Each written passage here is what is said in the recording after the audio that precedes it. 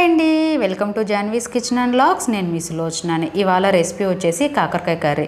కాకరకాయ కర్రీ అనగానే చాలామంది తినరండి, చేదు ఉంటుందని. కాకరకాయ కర్రీ అసలు చేదు లేకుండా అయితే చేయలేమండి, కొంచెమైనా చేదు ఉంటుంది. చేదు తినడం వల్ల మన బాడీకి మంచిదే కానీ చెడైతే కాదు కదా అండి. నేను చెప్పే ప్రాసెస్లో ఒకసారి ట్రై చేయండి. కర్రీ చాలా అంటే చాలా బాగుంటుంది. ఒక 2 ముద్దలు ఎక్కువే తింటారు కానీ తక్కువైతే తినరండి. సో ఎవరైనా నా వీడియో ఫస్ట్ టైం కానీ చూస్తున్నట్లయితే please like, share and subscribe to my channel. So దీనికోసం నేను ఒక 5 చిన్న కాకరకాయలని ఇలా పొక్కు తీసి ముక్కలు కట్ చేసుకుంటున్నానండి. నేను ఎప్పుడు చేసినా ఇలానే చేస్తాను. కొంతమంది పొక్కుతో కూడా కర్రీ చేస్తారు, ఒక్కొక్కరు ఒక్కొక్కలాగా చేస్తారు. వీటన్నిటిని రౌండ్గా ఇలా ముక్కలు కట్ చేసుకొని ఒక గిన్నెలోకి వేసుకుంటున్నాను. ఇప్పుడు దీంట్లో ఒక 1/2 స్పూన్ సాల్ట్ వేసుకొని ఈ సాల్ట్ ముక్కలకి పట్టేలాగా బాగా కలుపుకోవాలండి.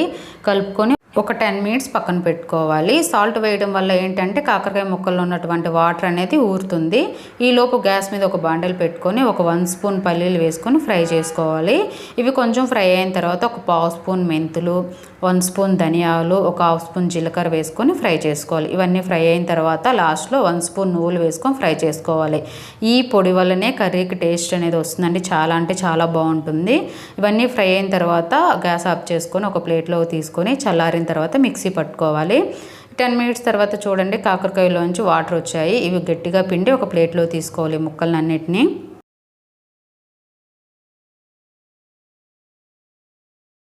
ఇలా చేయడం వల్ల చేదు అనేది పోతుందండి, కాకరకాయలో ఉన్న చేదు పోతుంది. సో ఇప్పుడు గ్యాస్ మీద ఒక 3 స్పూన్స్ ఆయిల్ వేసుకుంటున్నాను నేను. కర్రీకి కొంచెం ఆయిల్ ఎక్కువే పడుతుందండి, కాకరకాయ కదా. సో ఆయిల్లో ఈ కాకరకాయ ముక్కలు వేసుకొని బాగా ఫ్రై చేసుకోవాలండి. కొంచెం కలర్ చేంజ్ అయితే చాలు. ఇలా ఫ్రై చేసుకున్న తర్వాత వీటిని ఒక ప్లేట్లోకి తీసుకుందాము.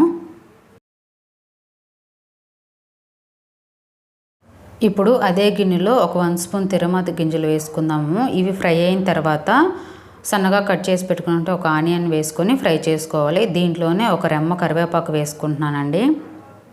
ఈ కరివేపాకు ఆనియన్స్ బాగా ఫ్రై చేసుకోవాలి. ఇలా ఫ్రై అయిన తర్వాత ఒక 1/2 స్పూన్ అల్లం వెల్లుల్లి పేస్ట్ వేసుకొని ఫ్రై చేసుకోవాలి. ఈ అల్లం వెల్లుల్లి పేస్ట్ కూడా ఫ్రై అయిన తర్వాత ఒక టమాటాని సన్నగా కట్ చేసుకొని వేసుకుంటున్నాను.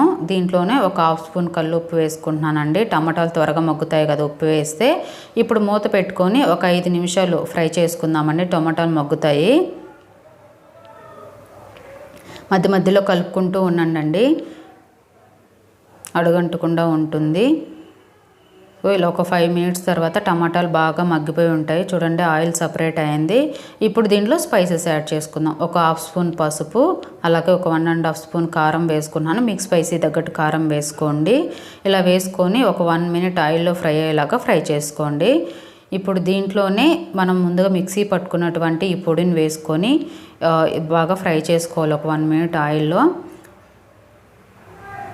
ఇలా ఫ్రై చేసుకున్న తర్వాత మనం ముందుగా ఫ్రై చేసి పెట్టుకున్నటువంటి కాకరకాయ ముక్కలను వేసుకొని బాగా కలుపుకోవాలి. కారము, పల్లీలు, నువ్వుల పొడి ఇవంతా ముక్కలకు పట్టేలాగా ఒక 2 మినిట్స్ బాగా ఫ్రై చేసుకోవాలండి.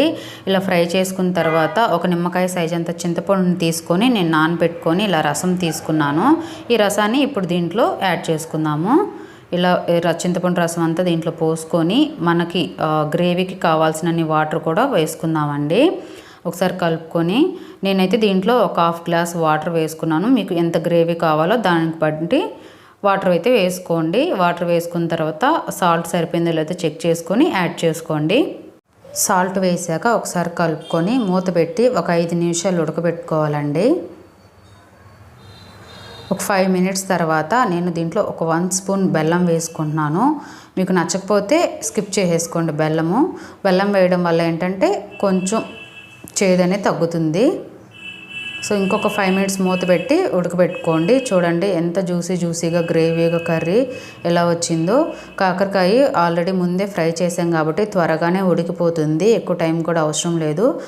ఫైనల్గా కొత్తిమీర వేసుకొని ఒకసారి కలుపుకొని ఒక 1 మినిట్ సిమ్లో ఉడకబెట్టుకుంటే సరిపోతుందండి. తర్వాత సర్వ్ చేసుకోవచ్చు. కర్రీ చాలా బాగుంటుందండి, ట్రై చేయండి. ట్రై చేసి ఎలా ఉందో నాకు కామెంట్ చేయండి. చపాతీలోకి, అన్నంలోకి చాలా బాగుంటుందండి. ఇదండి ఇవాళ వీడియో నచ్చిందని అనుకుంటున్నాను. నచ్చితే ఒక లైక్ చేసి సబ్స్క్రైబ్ చేసుకోండి నా ఛానల్ని. మీరిచ్చే ఒక లైక్ నాకు మరికొన్ని వీడియోస్ చేయడానికి హెల్ప్ అవుతుంది. అలాగే పక్కనున్న బెల్ ఐకాన్ని క్లిక్ చేయండి. నేను చేసే వీడియోస్ మీకు నోటిఫికేషన్ వస్తుంది. Thank you for watching.